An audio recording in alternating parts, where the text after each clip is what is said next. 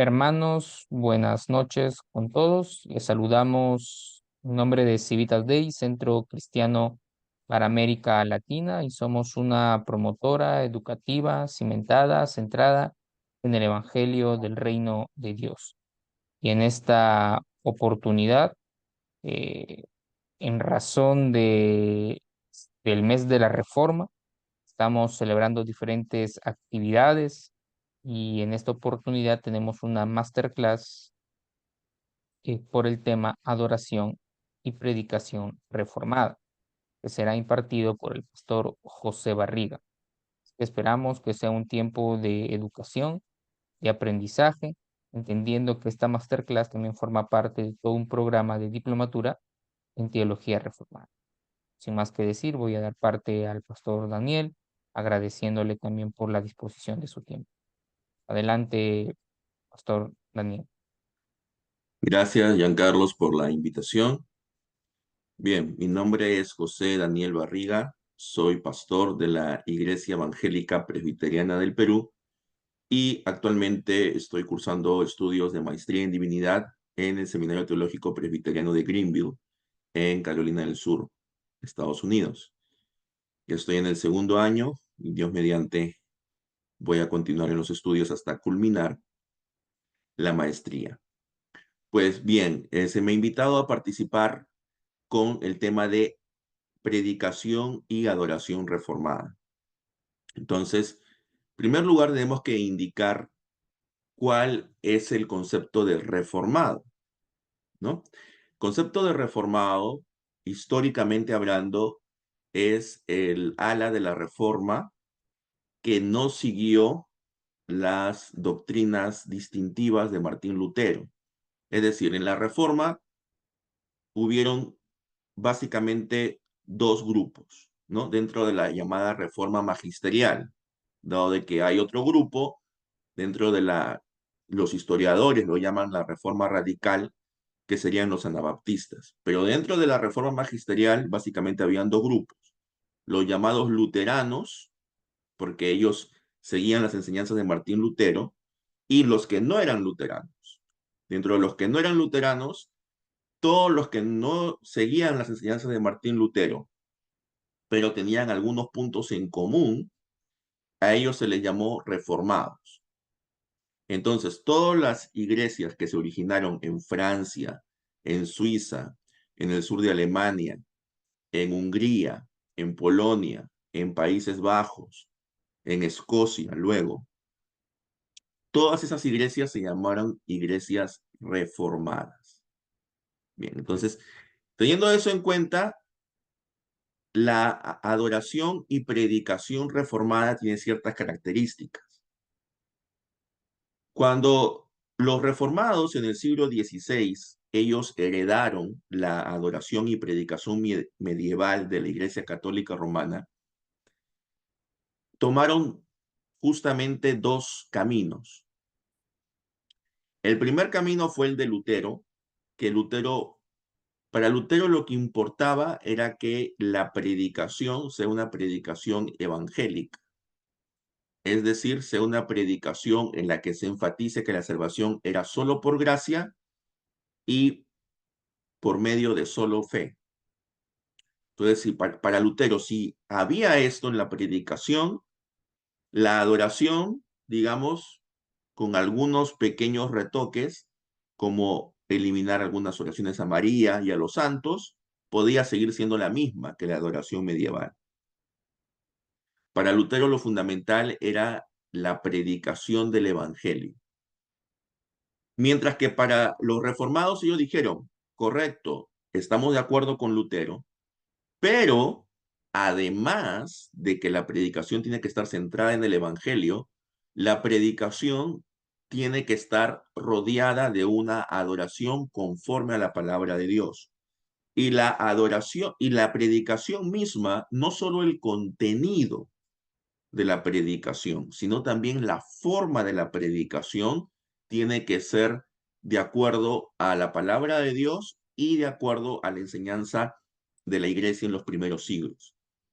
Entonces los reformados, como Ulrico Zwingli, por ejemplo, en Zúrich, y Ecolampadio en Estrasburgo, y luego Busser y Cápito y otros hombres, ellos al analizar los escritos de los padres de la iglesia, se dieron cuenta que los padres de la iglesia, ellos predicaban de manera secuencial los libros bíblicos, a diferencia del leccionario católico romano, que giraba en torno al calendario litúrgico y que giraba en torno a las fiestas de los santos y a las grandes fiestas cristianas como la Navidad, el Pentecostés, etc.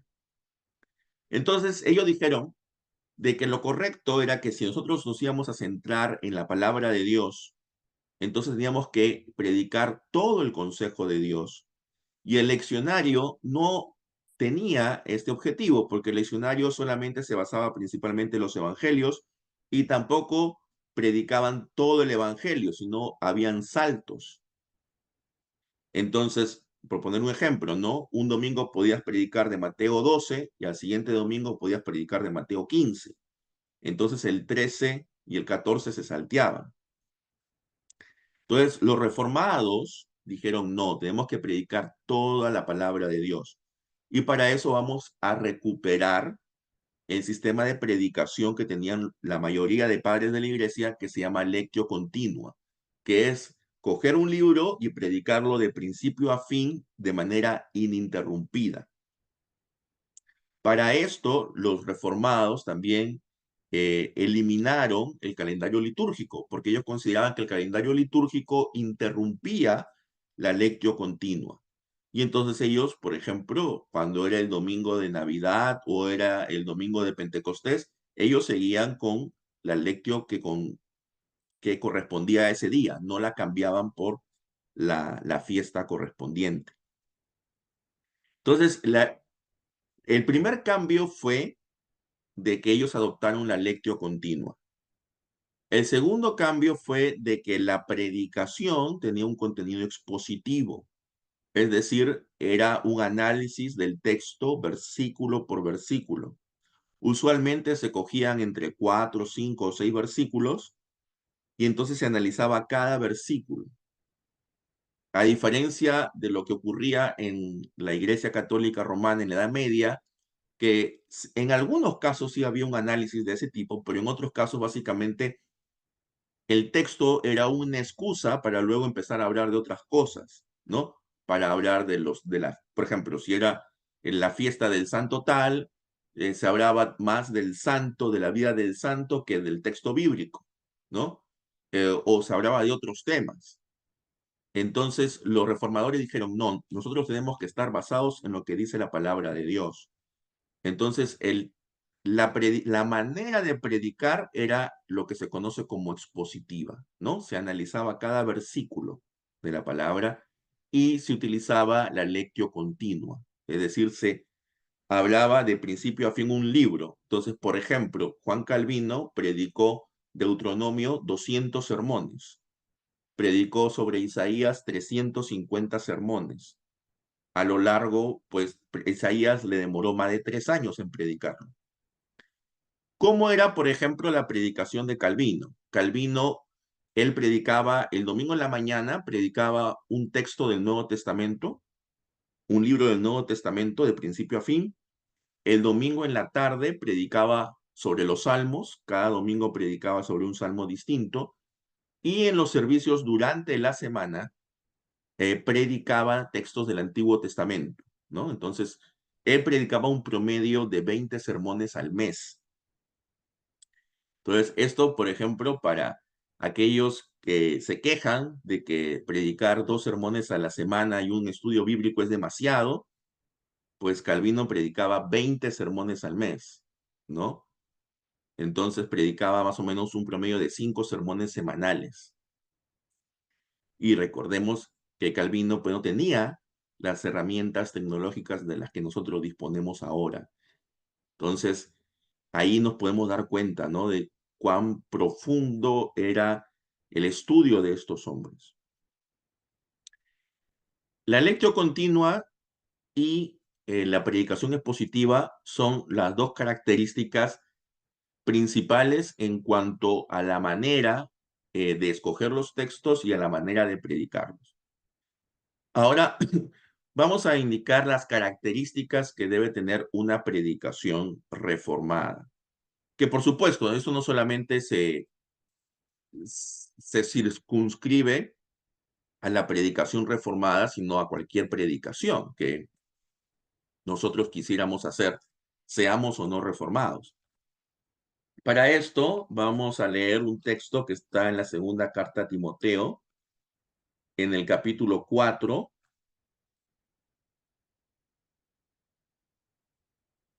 Yo lo voy a leer desde la traducción de la Reina Valera, versión 1960. Entonces, aquí en 2 Timoteo capítulo 4, vamos a leer de los versículos del 1 al 5. Te encarezco delante de Dios y del Señor Jesucristo, que juzgará a los vivos y a los muertos en su manifestación y en su reino, que prediques la palabra, que instes a tiempo y fuera de tiempo, redarguye, reprende, exhorta con toda paciencia y doctrina. Porque vendrá tiempo cuando no sufrirán la sana doctrina, sino que teniendo comezón de oír, se amontonarán maestros conforme a sus propias concupiscencias, y apartarán de la verdad el oído y se volverán a las fábulas. Pero tú sé sobrio en todo, soporta las aflicciones, haz obra de evangelista y cumple tu ministerio. Entonces, la predicación reformada justamente buscaba que la gente se aleje de las fábulas, se aleje de sus propios deseos, ¿no? En la Edad Media, pues, había mucha superstición mm, y la predicación no se basaba claramente en el texto. Y lo mismo podemos ver ahora en la adoración y en la predicación contemporánea, ¿no? Hay muchas iglesias que no se basan en un texto bíblico, sino que el texto lo usan simplemente como un pretexto y luego se pone el predicador a hablar de otras cosas. Entonces, básicamente es el mismo modelo, ¿no? Que ocurría en la Edad Media, ocurre actualmente en muchas iglesias evangélicas. Solo que, claro, en la Edad Media más se basaban en temas de los santos, en leyendas, y ahora pues se basan en temas más de autoayuda, etcétera. Pero la idea es la misma. No se enfocan en el texto bíblico, sino que lo usan simplemente como una excusa para luego hablar de otras cosas. Entonces, ¿qué característica debería tener la predicación reformada? La primera es que siempre debemos predicar un texto de la Escritura, lo cual podría parecer obvio, pero en este contexto es necesario recalcarlo. Siempre predicar un texto de la Escritura. La introducción tiene que ser clara y corta, no hacer toda una historia que te demore 10 minutos. Algo claro y corto, y de preferencia que la introducción también sea usando un texto bíblico, no una noticia ni otras cosas, ¿no? Porque la idea es que en la predicación todo lo que hagamos tenga como base la Biblia, la palabra de Dios. Todas las doctrinas que nosotros expongamos tienen que salir de la Biblia.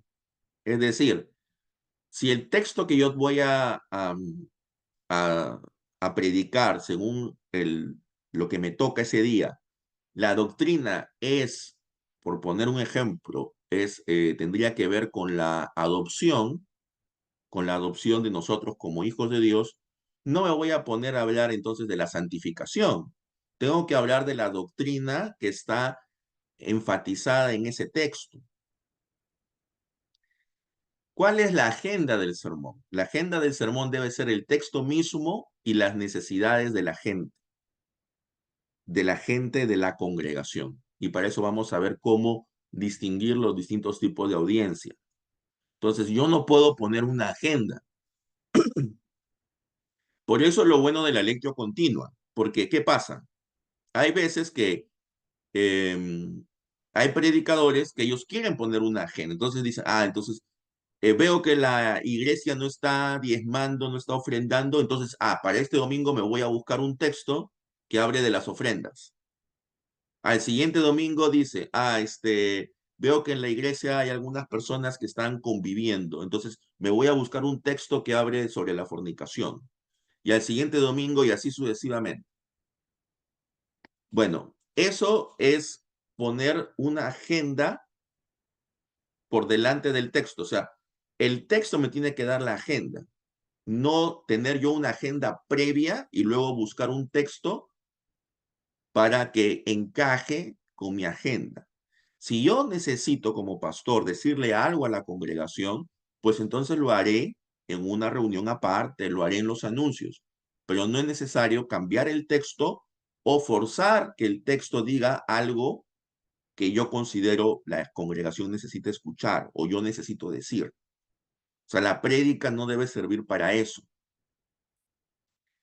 Ahora, si bien es cierto, nosotros tenemos un texto base, podemos usar unos textos de confirmación que están relacionados con el texto base, pero esos textos deben ser pocos y deben ser claros. No nos paseemos por toda la Biblia buscando con textos relacionados, porque eso va a confundir más a la gente. Los puntos del sermón tienen que estar enraizados y sacados del texto mismo. Si vamos a tocar temas controversiales en teología, podemos hacerlo, pero siempre y cuando estén relacionados con el texto. Y la idea es que el texto no está aislado, sino el texto forma parte de una narrativa bíblica. Entonces debemos ver cómo ese texto se enlaza con otros para formar una perspectiva bíblica unificada en la que Cristo es el centro siempre. Cristo debe ser siempre el objeto de nuestra predicación. Así tú estés predicando de un libro del Antiguo Testamento, siempre eso tienes que conectarlo con Cristo, porque Cristo es el centro de la revelación. Si tú no has predicado sobre Cristo en un texto, entonces no has predicado el Evangelio, has predicado pues otra cosa, pero no has predicado el Evangelio. Si vas a hablar acerca de pecados específicos, tienes que hacerlo de manera sabia, no lanzarlo como indirectas.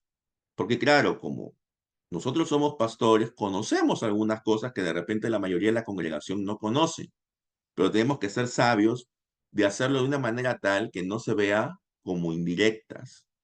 ¿Ok? No usemos el púlpito para eso.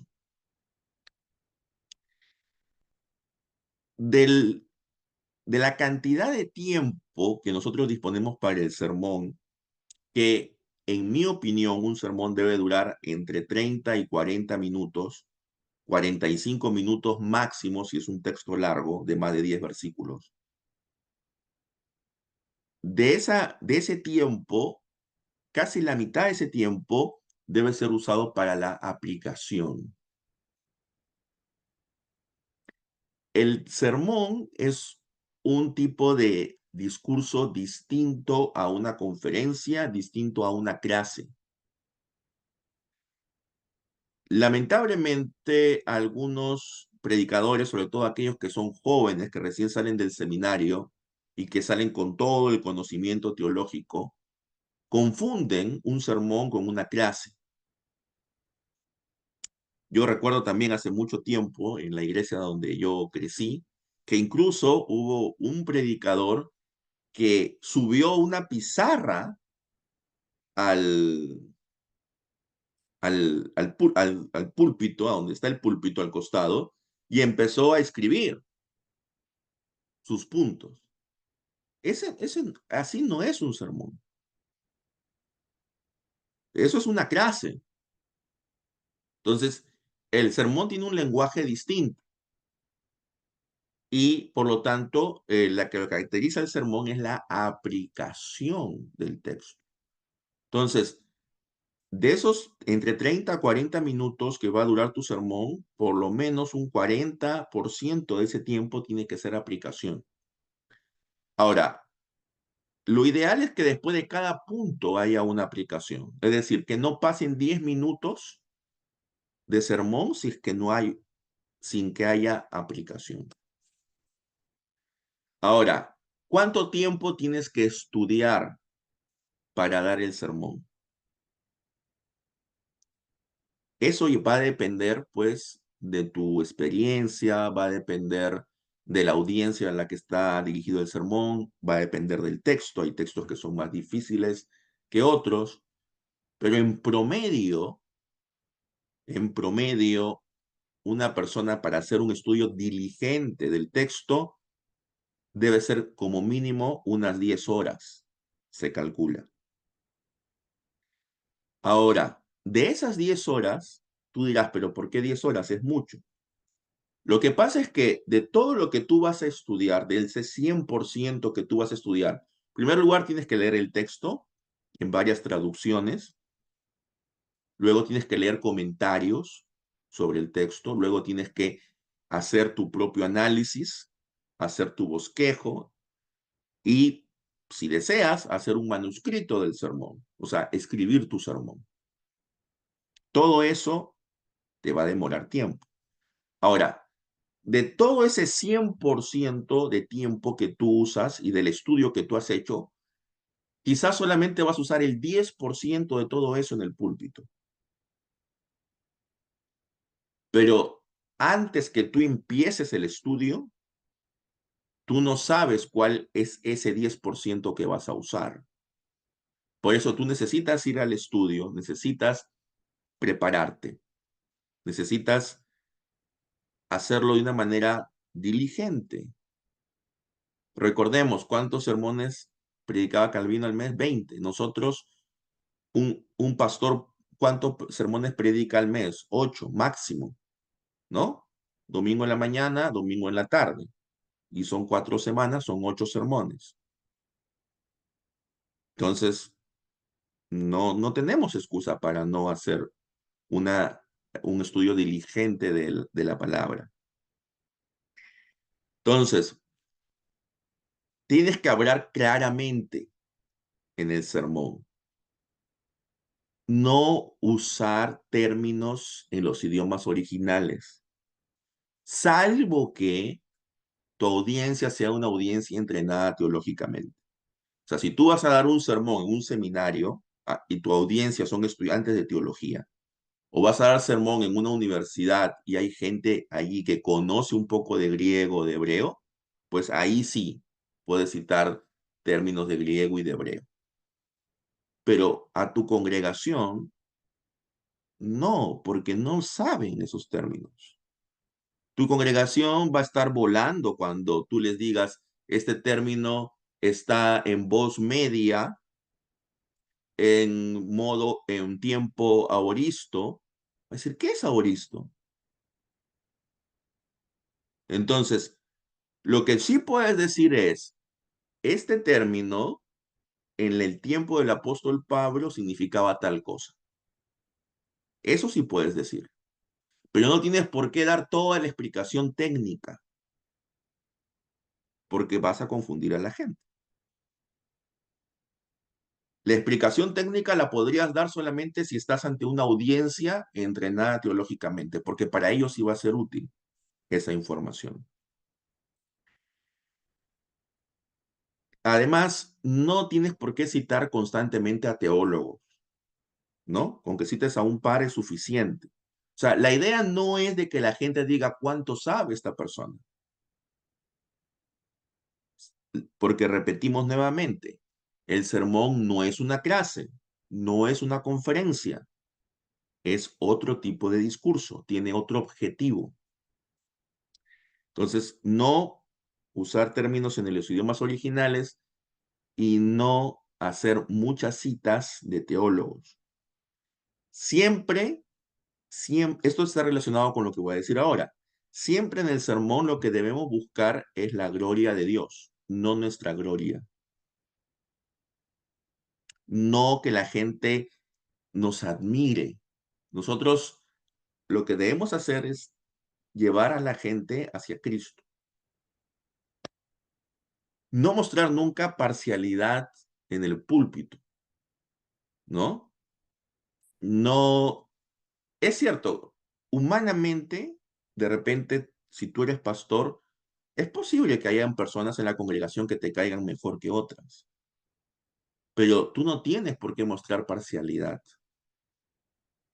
Tú el mensaje tiene que ser un mensaje dirigido a todos, tiene que ser un mensaje que pues sea de reflexión para todos por igual.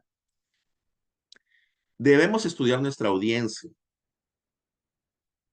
Según William Perkins, hay 7 tipos de audiencia, básicamente. Tenemos a la audiencia que son incrédulos, que son ignorantes de las escrituras y que no quieren escuchar. Entonces, a ese tipo de audiencia tenemos que predicarle de cierta manera. La segundo tipo de audiencia son los incrédulos, ignorantes de las escrituras, pero que sí desean escuchar. El tercer tipo de audiencia son los incrédulos que tienen un conocimiento de la escritura base, pero que son rebeldes, que no quieren escuchar.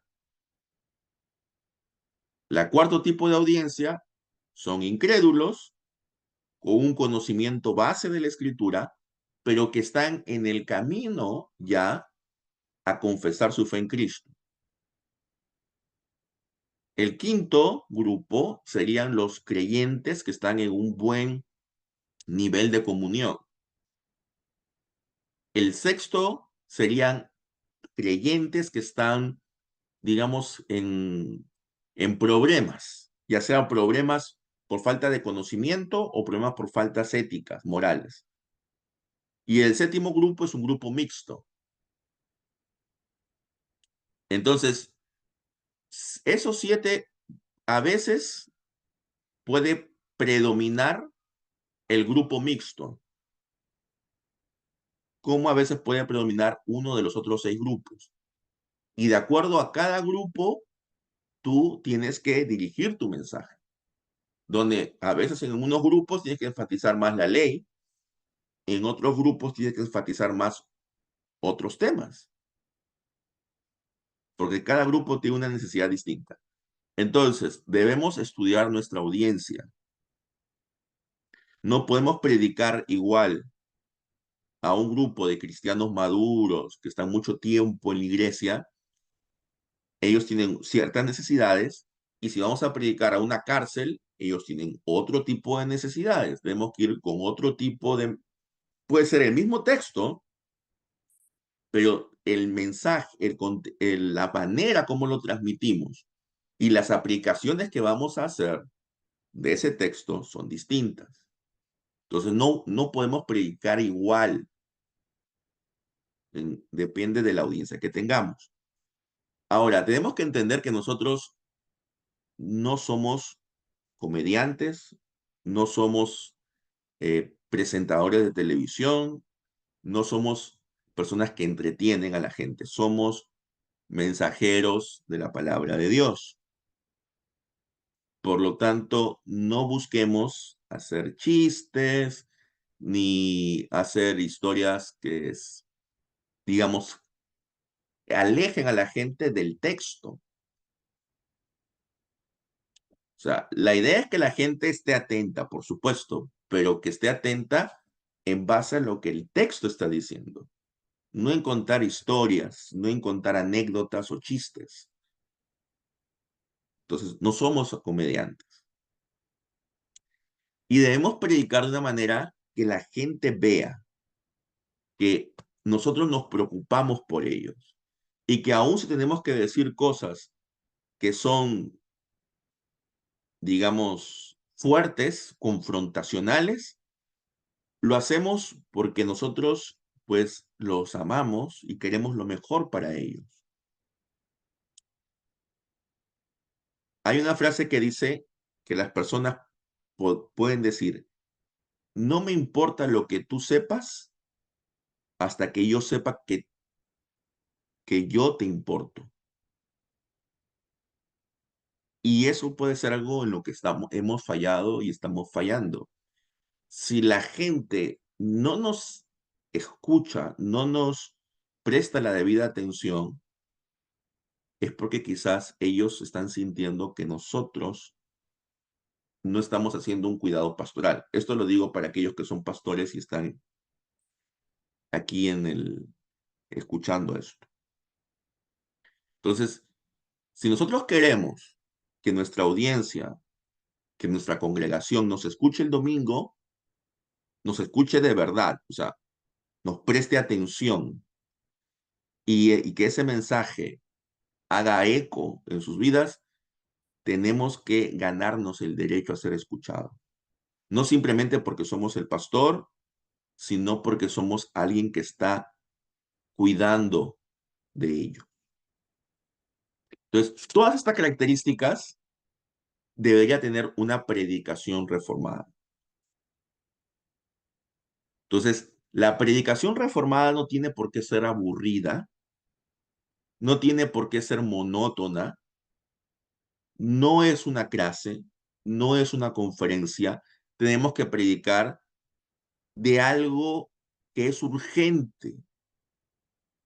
El evangelio es algo que es urgente, es algo necesario que la gente escuche. A veces quizás nosotros tenemos una idea de que debemos evitar a toda costa mostrar emociones. Y porque tenemos pues estos ejemplos, ¿no? En las iglesias pentecostales y carismáticas, donde a veces hay un desborde de emociones de parte del predicador y de parte de la congregación. Y nosotros a veces sobre reaccionamos a eso y decimos, como no queremos ese desorden, entonces vamos a tener una predicación muy sobria, ¿no? Pero eso tampoco es. Obviamente cada predicador tiene su estilo, tiene su personalidad. Y algo que nosotros también deberíamos tomar en cuenta es que nunca debemos imitar a otras personas. Debemos tener nuestra propia voz. No imitemos a ningún predicador famoso. Estaba leyendo a, al doctor Carl Truman, que él decía que cuando él se convirtió en Inglaterra en los años 80 y él visitaba algunas iglesias, era evidente que varios predicadores imitaban al doctor Martin Lloyd Jones. Y él decía, Lloyd Jones se caracterizaba por predicar por lo menos 50 minutos. Bueno, él tenía la elocuencia para hacerlo, ¿no? Son pocos las personas que realmente puedan predicar 50 minutos y puedan hacerlo de una manera tal que atraiga durante todo el tiempo la atención de las personas y sea un contenido pertinente. Pero él decía, como el estilo de predicación de Lloyd Jones es predicar mínimo 50 minutos, entonces yo iba a estas iglesias y yo veía que el pastor en 30 minutos ya había acabado. Ya había dicho todo lo que tenía que decir sobre ese texto. Pero como tenían como referencia a Lloyd Jones, que predicaba mínimo 50 minutos, entonces tenían que los otros 20 minutos rellenarlo y empezar a decir de nuevo lo que ya habían dicho o empezar a hablar de otras cosas. Entonces, no imitemos el estilo, no imitemos la manera de hablar de otra gente. Cada persona tiene su forma de ser, su forma de hablar, y ninguna es mejor o peor que otra. Entonces, eso es algo que nosotros, lamentablemente, en esta cultura de la celebridad, a veces podemos caer.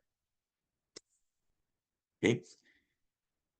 Debemos predicar entendiendo de que Cristo siempre es soberano sobre todo lo que ocurre, pero que eso no elimina la responsabilidad del ser humano. Ambas cosas deben ser predicadas y en un balance, porque si predicamos solamente la responsabilidad del hombre, podemos caer en el decisionismo, ¿no? En el semipelagianismo, de que al final la salvación depende de nosotros.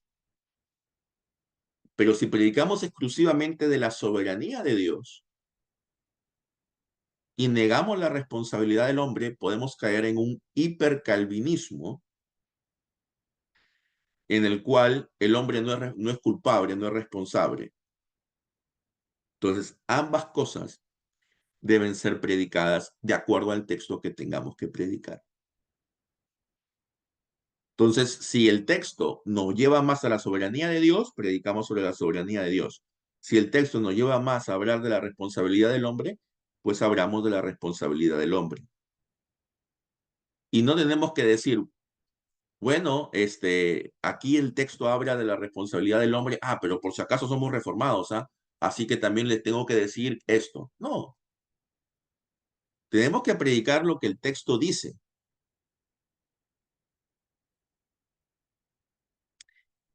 Ahora vamos a hablar acerca del predicador. Porque una buena predicación, sin un buen predicador, y cuando hablo de buen predicador no me refiero solamente a su calidad retórica, a sus habilidades comunicativas, sino también a su vida, no va de la mano, es incoherente. Si una buena predicación no va de la mano con una buena vida del predicador, esa predicación no es una predicación que realmente agrade a Dios. Ahora, para eso el predicador tiene que cultivar una espiritualidad. Pero ¿cómo la va a cultivar?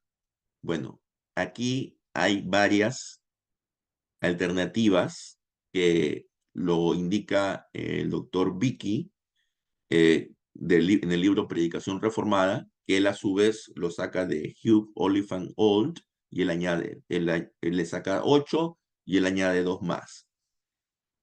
La primera es que tenemos que orar y yo le agregaría y cantar la palabra, específicamente los salmos.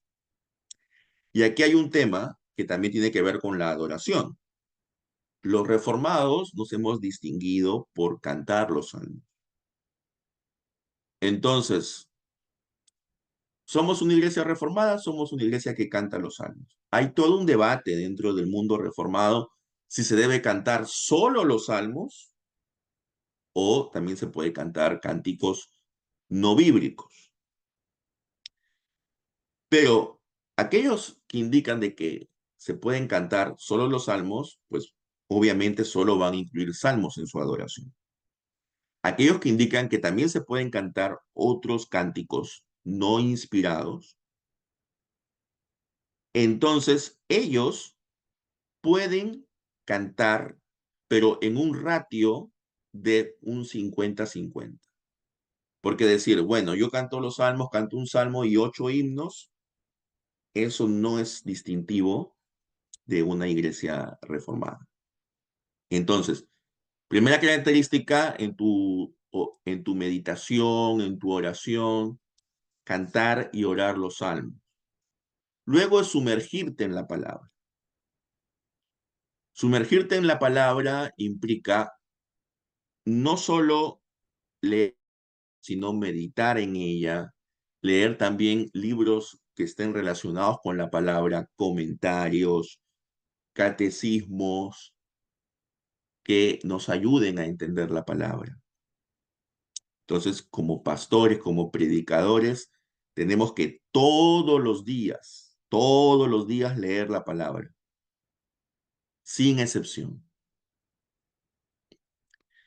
Luego, debemos guardar el día del Señor, ¿no? Eso implica asistir a la iglesia mañana y tarde, el día domingo, pero también implica, aparte de eso, el estar ese día meditando y leyendo más acerca de las cosas espirituales, ¿no? Es un día especial dedicado a Dios. No es un día para ir de compras o para ir a la playa o para jugar fulbito. No, es un día que debe ser destinado a la adoración pública y privada, al descanso y también a las obras de misericordia. Y justamente ese es otro tema, hacer obras de misericordia o de caridad. Luego participar en la Cena del Señor. El sacramento de la Cena del Señor es un medio de gracia. De eso vamos a hablar más cuando hablemos de la adoración. Como la mayordomía de nuestro tiempo, de nuestro dinero y de nuestros recursos. Nosotros no solamente decimos que adoramos a Dios con nuestros labios, sino también con nuestra billetera, cómo usamos nuestro dinero y cómo usamos nuestro tiempo. Algunos dicen, bueno, el dinero ya, yo doy el 10% a Dios y ya el 90% lo puedo usar como quiera.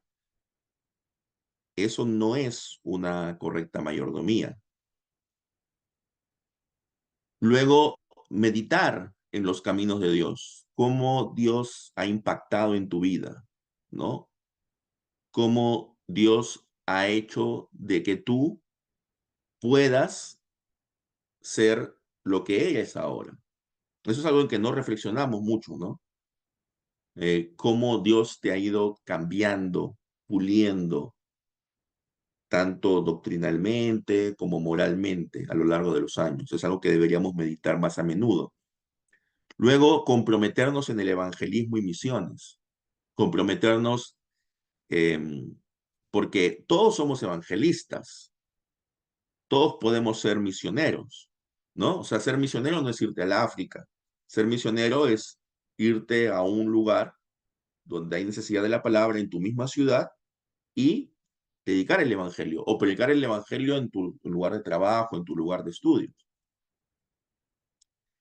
Luego tener un compañerismo piadoso con gente que también busque a Dios. Eso usualmente lo vas a encontrar en la iglesia, pero también lo puedes encontrar incluso en las redes, ¿no? Con gente de otros países que coincidan, digamos, con tu manera de ver las cosas y con tu manera de adorar a Dios. Entonces, es importante que nosotros también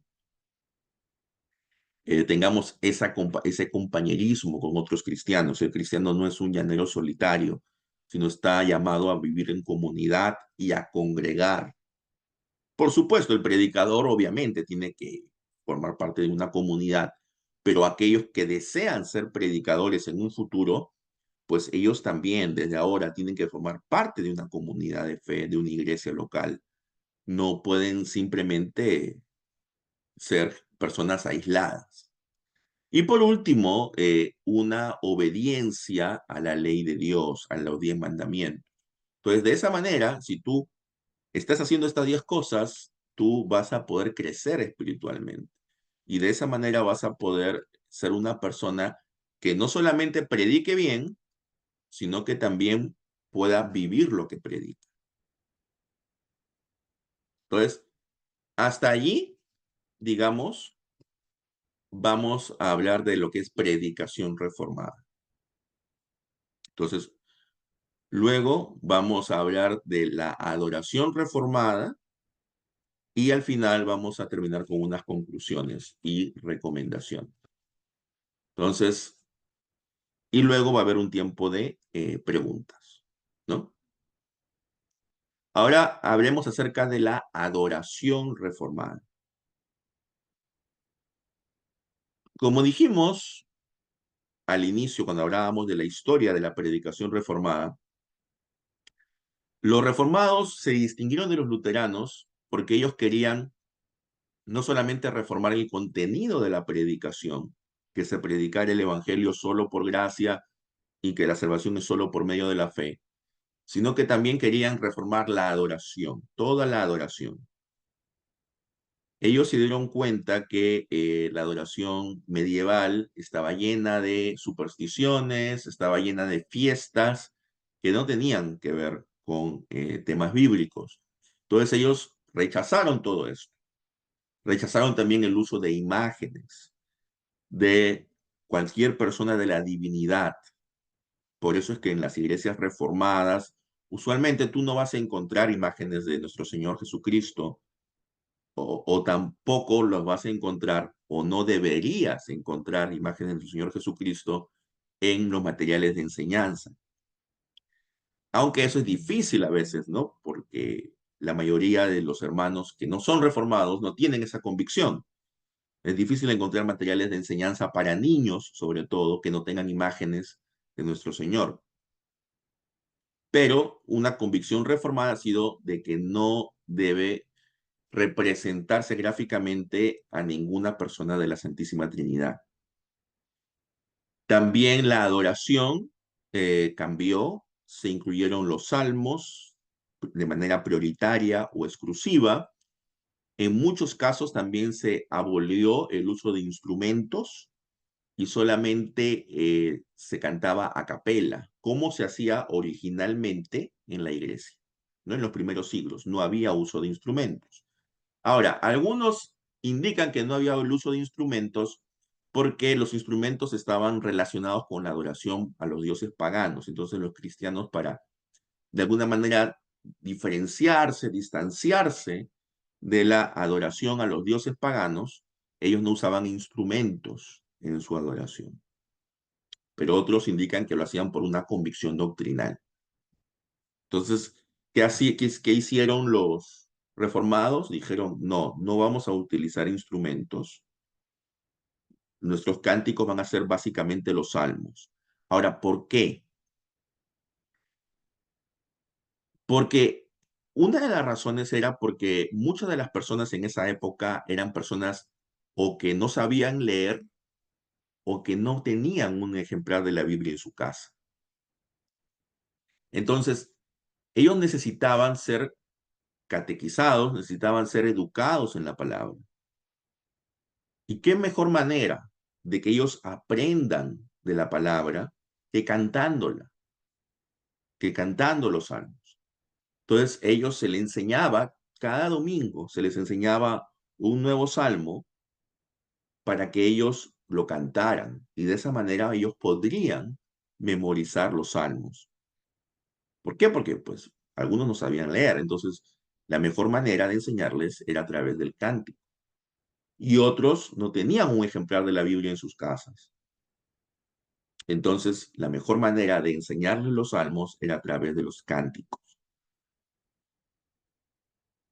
La adoración reformada gira en torno a los medios de gracia, que son oración, sacramentos y la palabra de Dios, y gira todo en torno a la palabra. La palabra leída, la palabra predicada, la palabra cantada, la palabra en oración y la palabra visible, que es el sacramento de la Cena del Señor. Todo gira en torno a la palabra.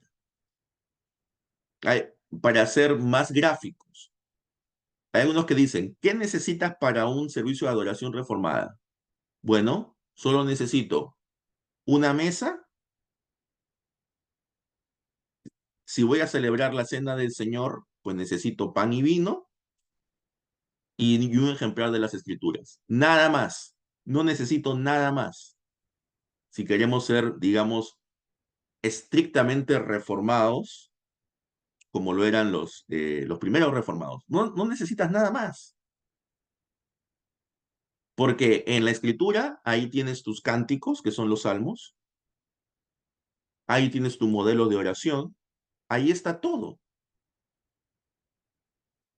Entonces, todo gira en relación a las Escrituras.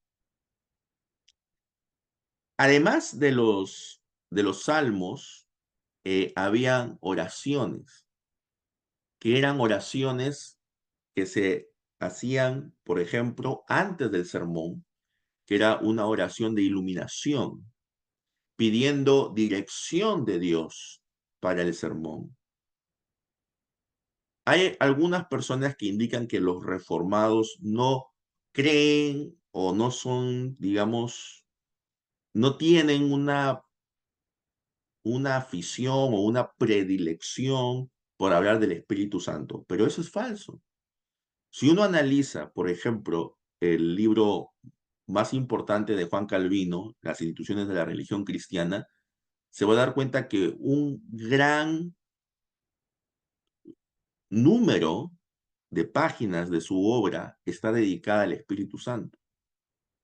Y las iglesias reformadas siempre han sido iglesias donde se enfatiza el Espíritu Santo.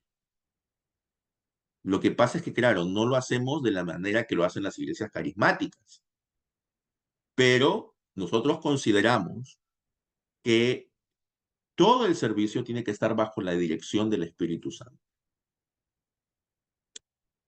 Entonces, ¿cómo es un servicio de adoración reformado? Ahora, para esto, ¿cuánto dura en promedio un servicio de adoración reformado? Pues puede durar, si dijimos que el sermón debería durar idealmente entre 30 y 40 minutos, el servicio de adoración pues debería estar en el rango de entre 1 hora y 10 y 1 hora 20 aproximadamente. Ahora, ¿cómo empieza? Empieza con un llamado a la adoración. Es Dios quien nos llama a adorar.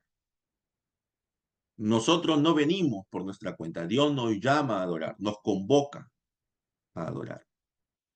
Luego de que nosotros cantamos un salmo de entrada, de llamado a la adoración, viene lo que es la confesión de pecados. Y esto es muy importante, porque si queremos estar delante de Dios, somos un pueblo pecador. Entonces tenemos que entrar delante de Dios confesando nuestros pecados. Entonces hay una confesión de pecados comunitaria. Hay una oración que se hace. Primero, en algunos casos se canta un salmo o se canta otro cántico, como por ejemplo Daniel 9, y luego hay una oración, que puede ser una oración ya recitada por toda la congregación o puede ser una oración dicha por la persona que está presidiendo. Entonces, luego de eso se declara el perdón en base a las escrituras. Luego hay cánticos. Luego hay en algunas iglesias, allí en ese momento se recita el credo. Puede ser a veces el credo apostólico, a veces el credo niceno, e incluso en algunas se recita un párrafo de la confesión de fe. ¿Por qué? Porque las iglesias reformadas somos iglesias confesionales. Tenemos una confesión de fe. Entonces, nuestra interpretación bíblica está, digámoslo así, dentro del parámetro de la confesión de fe. Ahora, otra cosa es que nosotros suscribimos una confesión de fe, no suscribimos las opiniones de los teólogos, ni siquiera de los teólogos que escribieron la confesión. O sea, las opiniones de los teólogos, aparte de la confesión, son debatibles. Pero lo que está dentro de la confesión es algo que nosotros creemos es un resumen autoritativo de las Sagradas Escrituras. Ahora, por eso es que nosotros como oficiales de la iglesia tenemos que indicar que si tenemos alguna discrepancia con algún capítulo de la confesión, tenemos que decirlo públicamente. Entonces, para los oficiales de la iglesia, pastores y ancianos, la confesión de fe de Westminster, en el caso de los presbiterianos, y en el caso de los reformados continentales, las tres formas de unidad, el catecismo de Heidelberg, la confesión de fe belga y los cánones de Dort, son nuestra confesión de fe. ¿Okay? Entonces, nosotros creemos que son resúmenes válidos de las escrituras. Todo lo que está allí se deriva de las escrituras.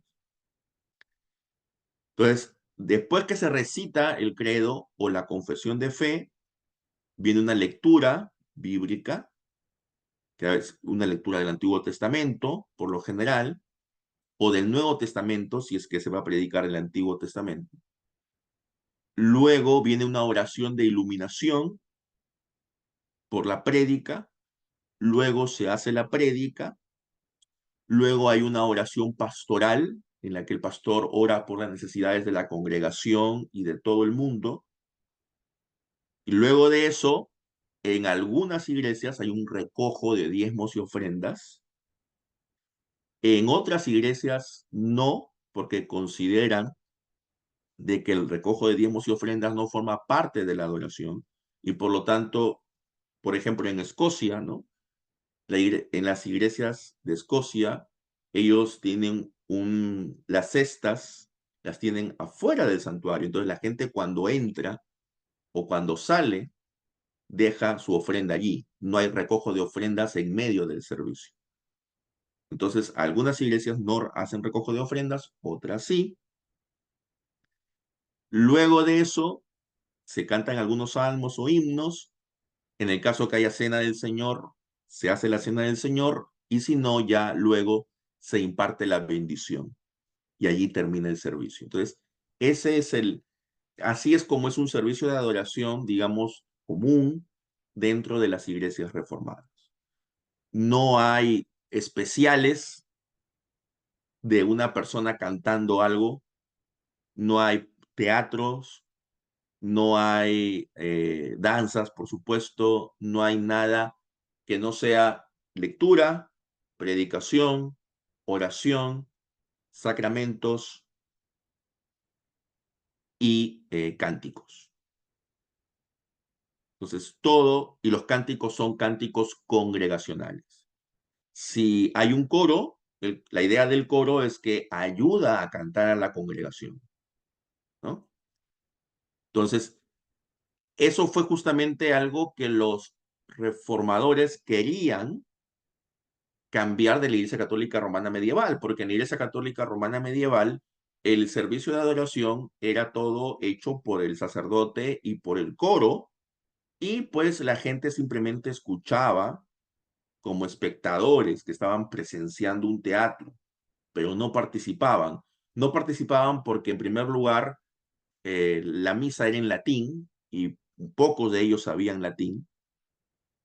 No participaban porque no podían cantar, digamos, estos cánticos eran difíciles de interpretar, gregorianos. Entonces, justamente lo que quiso la reforma es que la participación de la congregación era clave. Pero nuevamente, ¿no? Así como dijimos que en la predicación en la Edad Media a veces se utilizaba el texto solo como una excusa y luego se ponían a hablar de otras cosas, igualmente ahora, ¿no? La predicación en algunas iglesias es como un show, ¿no? Donde la praise band, la banda de alabanza, hace su show y la gente pues está tocando palmas, está escuchando, pero muchos de ellos no participan, no cantan porque o no saben la canción o está en un tono al que ellos no pueden llegar, etcétera, o a veces hay tanta bulla en el ambiente que pues es difícil seguir la música. Entonces, volvemos a repetir el esquema, ¿no? De la edad católica, de la edad media en la Iglesia Católica Romana. Entonces, la adoración reformada es una adoración participativa, una adoración congregacional, que tiene un orden y lo que busca es que haya que todo el servicio gira en torno a la adoración a Dios, ¿no? Como su mismo nombre lo indica, servicio de adoración. Adoración a Dios. No es una reunión de gente, es un servicio de adoración. Por eso es que, por ejemplo, si hay anuncios que dar a la congregación, esos anuncios se hacen antes o después del servicio, no se hacen en medio del servicio. Porque todo el servicio tiene que ir dirigido hacia Dios. No es una reunión de gente que se reúne pues para conversar. Es un servicio de adoración a Dios. Ahora hay que diferenciar, y ya con esto termino, entre elementos de la adoración y circunstancias de la adoración. Los elementos de la adoración es que lo que hemos dicho, lectura, predicación, oración, sacramento y cánticos. Esos son los elementos. Las circunstancias es cómo se desarrollan estos elementos. En qué local se realizan, en qué horario, bajo qué circunstancias. En las circunstancias de la adoración hay plena libertad. Las iglesias reformadas no dictaminan a qué hora debe ser el servicio, no dictaminan cuánto debe durar, ni tampoco si es que debe o no debe haber ciertos, podríamos decir, dispositivos tecnológicos que ayuden con el servicio y todo eso. Tampoco la Iglesia Reformada, salvo algunos grupos, digamos, muy estrictos en su interpretación eh, bíblica, tampoco dictamina qué traducción de las escrituras leer, ¿no? Entonces, por ejemplo, yo asisto a una congregación que ellos leen la English Standard Version, ESV, pero aquí en la misma ciudad hay otras congregaciones que utilizan, por ejemplo, la New King James Version, y son congregaciones de la misma denominación y que tienen una relación muy amical, pero cada consistorio ha decidido, por diferentes razones, escoger diferentes traducciones. Igual en Hispanoamérica, una congregación podría escoger Reina Valera, otra congregación podría escoger Biblia de las Américas, otra congregación podría escoger la Nueva Versión Internacional. Esos son circunstancias de la adoración, no son elementos. Entonces, todo eso debemos tenerlo claro también. Entonces, ya con esto podemos darnos cuenta cuáles son los distintivos de la adoración reformada. Entonces, en conclusiones podemos decir, la adoración y predicación reformada son exclusivamente centradas en torno a la gloria de Dios. La adoración y predicación reformadas evitan en lo posible innovaciones y añadidos humanos. La adoración y predicación reformada son sobrias, pero sin pero no necesariamente eso significa que sean aburridas. Y están de acuerdo a la cultura de cada estado, de cada país. No hay tampoco un dictamen acerca de, por ejemplo, qué melodía usar para cantar los salmos.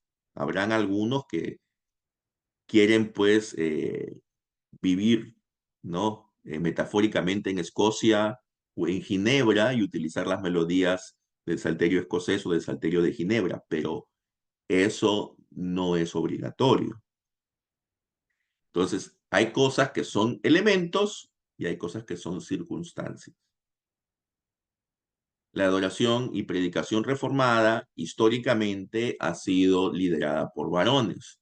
Eso significa de que solamente varones que son oficiales de la iglesia o que están en entrenamiento para ser oficiales de la iglesia deben liderar la adoración reformada.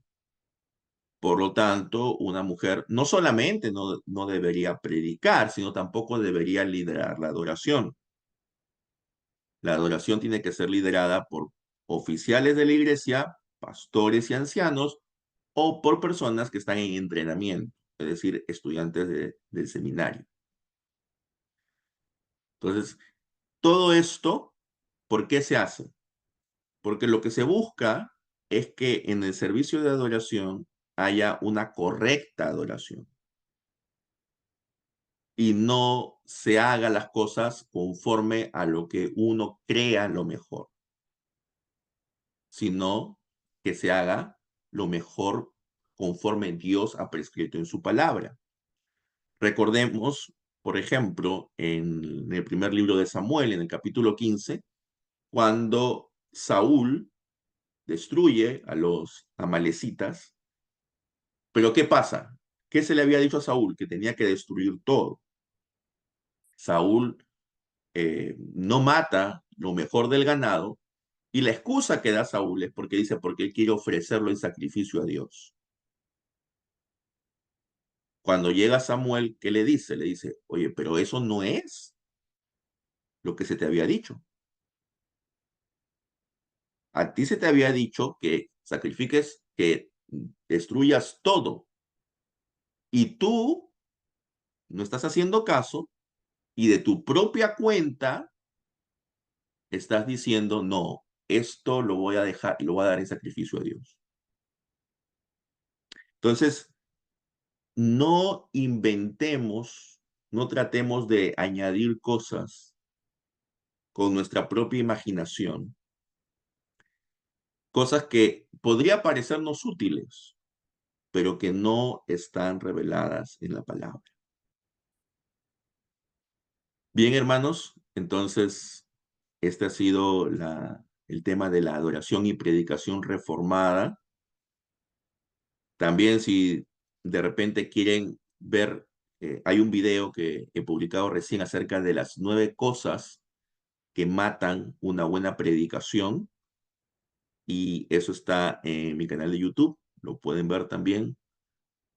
Es, es una conferencia que dio el doctor Carl Truman, y lo importante, hermanos, es de que todo lo que hagamos, tanto en la adoración como en la predicación, sea para la gloria de Dios. No sea para nuestra gloria, no sea para nuestro disfrute, sino sea pensando en que es para Dios. Entonces, Gracias. ahora Ah, podemos empezar con las preguntas. sí, un momentito, pastor.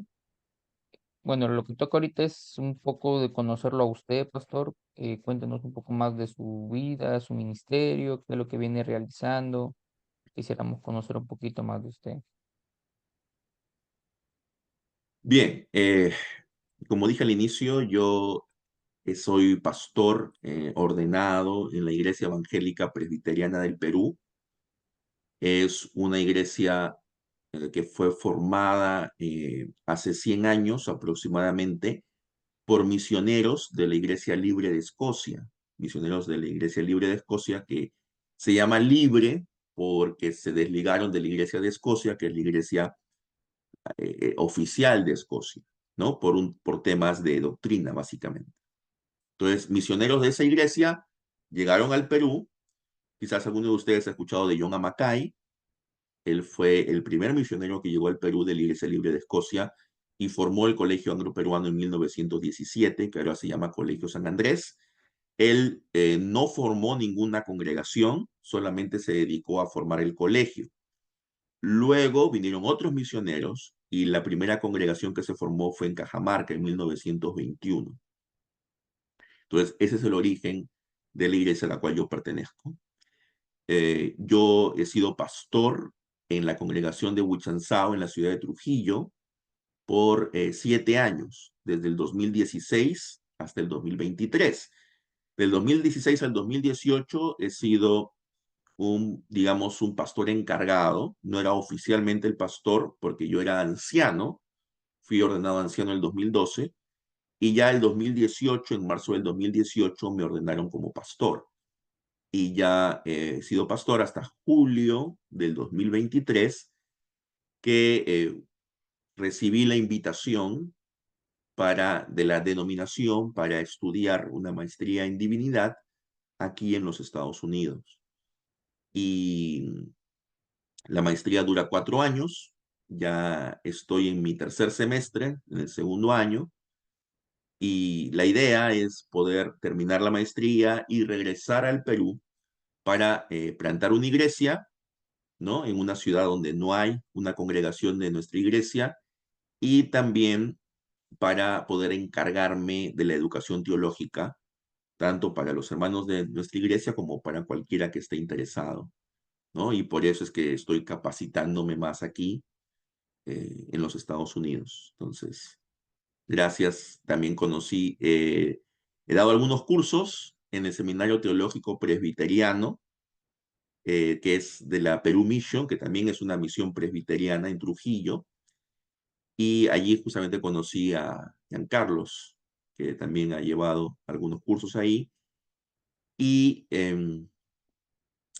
profesionalmente, digamos, he estudiado Derecho y Ciencias Políticas en la Universidad Nacional de Trujillo, que es otra cosa que me enlaza con Carlos. y soy bachiller.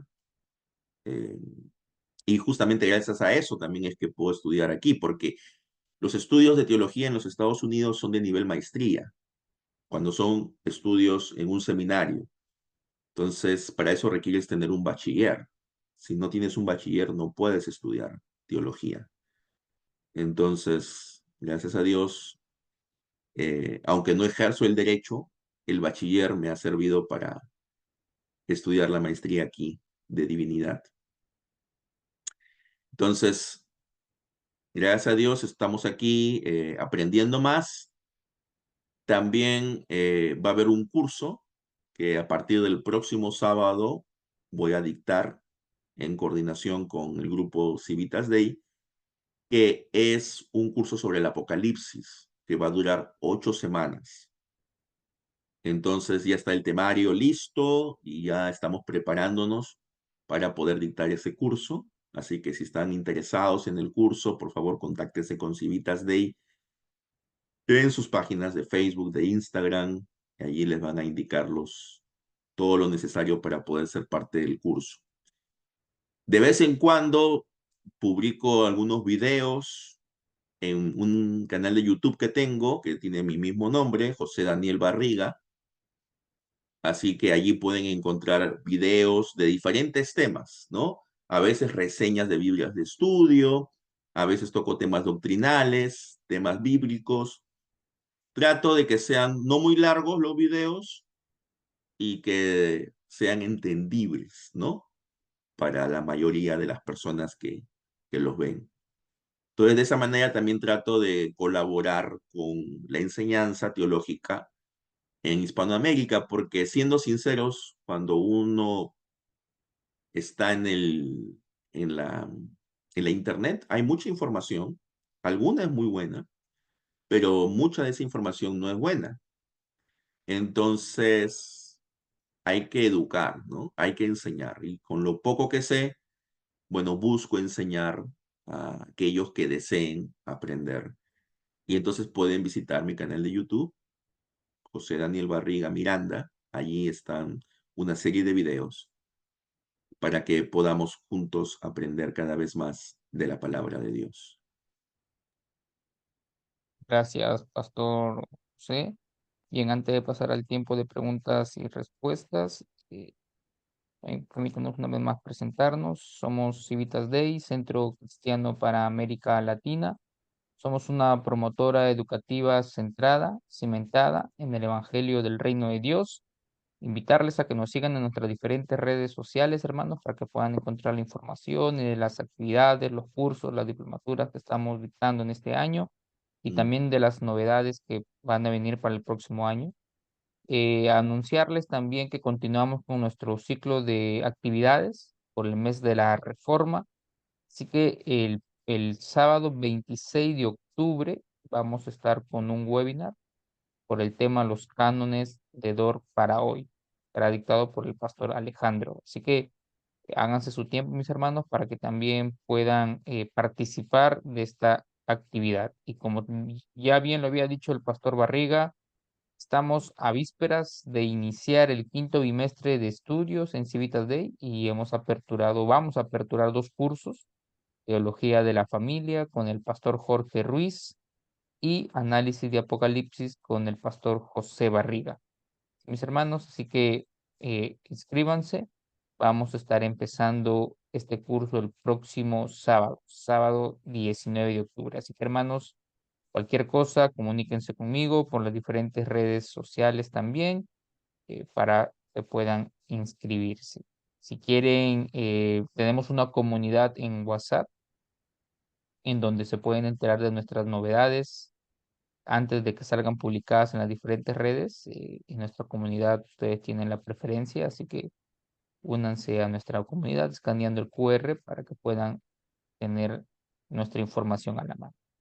Agradecerle, Pastor Barriga, por este tiempo que nos permite tenerlo, poder escuchar su enseñanza y juntos seguir aprendiendo de la palabra de Dios. Vamos a ya ir cerrando esta transmisión y vamos a pasar al tiempo de preguntas y respuestas. Pastor Daniel, algo antes de empezar preguntas y respuestas, algo que quiere cerrar esta ponencia con algo, palabras finales, animando a los hermanos a que sigan estimulándose y anhelando conocer la palabra de Dios. Doctor Daniel.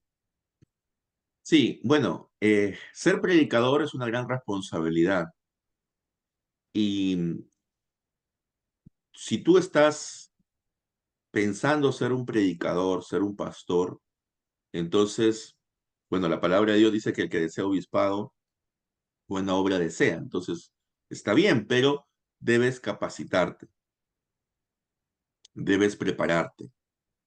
Entonces, debes prepararte en centros de estudios como Civitas Dei y también en un instituto bíblico o un seminario. No, es cierto que ahora tenemos buenos recursos, pero no es bueno ser un autodidacta. Y a veces nosotros podemos caer en la idea de que porque tenemos una buena biblioteca, ya eso es suficiente. Entonces yo me leo unos varios libros y ya, estoy listo para rebatir a cualquiera, ¿no? Y vemos cómo hay una proliferación actualmente de debates, de reacciones a, y luego la reacción de la reacción en varias páginas, ¿no? De YouTube, etcétera. Y todo esto, a veces hay personas que sí conocen el tema, pero a veces hay personas que no, y es evidente que no conocen del tema. Pero el problema es que la mayoría de la audiencia tampoco conoce del tema. Entonces, como ellos saben un poquito, ya con eso pueden, digamos, convencer a otros. Entonces, lo que yo también les recomendaría es que antes de publicar algo, antes de hacer algo, infórmense, instruyanse. Eh, re- Tenemos mucha gente que ya ha estudiado antes que nosotros y que ha publicado y ha hecho muchas cosas buenas y que lo ha hecho bajo la dirección del Espíritu Santo. Entonces, aprovechemos todo eso que hay. Aprovechemos todo eso. Y antes de poder compartir algo, pues instruyámonos, ¿no? Eso es lo que yo recomendaría. Y si deseas ser un predicador, deseas ser un pastor, te animo a que estudies y que también poco a poco ya vayas practicando. Em, no tienes que ser un superdotado en erudición ni tampoco en elocuencia, pero sí tienes que poder expresarte correctamente, ¿no? Porque si no sería complicado el poder transmitir el mensaje de la palabra de Dios. Todo estudio es provechoso, siempre y cuando lo hagamos de manera correcta y bajo la dirección del Espíritu Santo. No hay una divergencia, no hay una pelea, digamos, entre buscar la dirección del Espíritu y a la vez tener estudios. No, el Espíritu va a llegar a nosotros y nos va a guiar, pero nos va a guiar justamente a través de estas lecturas. O sea, no esperemos que el Espíritu de manera directa nos revele las cosas, porque ahí está el problema. Y la mayoría de las sectas y de los grupos heterodoxos han nacido así, con gente que piensa que Dios les ha revelado tal o cual cosa. Entonces, ¿creemos en la dirección del Espíritu? Sí. ¿Creemos que el Espíritu nos ilumina a entender la palabra? Sí. Pero eso se va a dar a lo largo de nuestro estudio. Ambas cosas van de la mano. Gracias, Pastor Barriga. Vamos a cerrar la transmisión y nos quedamos ya con el tiempo de preguntas y respuestas. Que les bendiga a cada uno de ustedes, hermano.